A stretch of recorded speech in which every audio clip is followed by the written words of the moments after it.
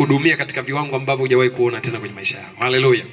Kwa hiyo ninamfurahia Mungu, nimekuombea sana usiku wa leo, niliamka nikamuomba Mungu sana kwa ajili yako.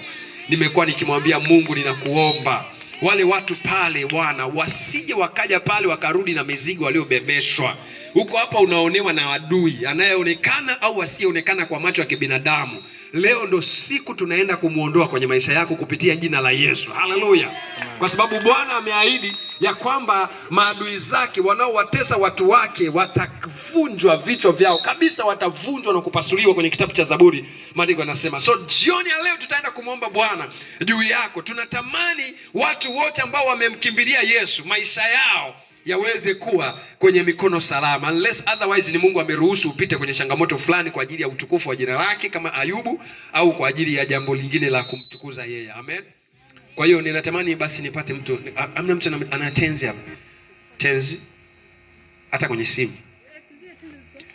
Hata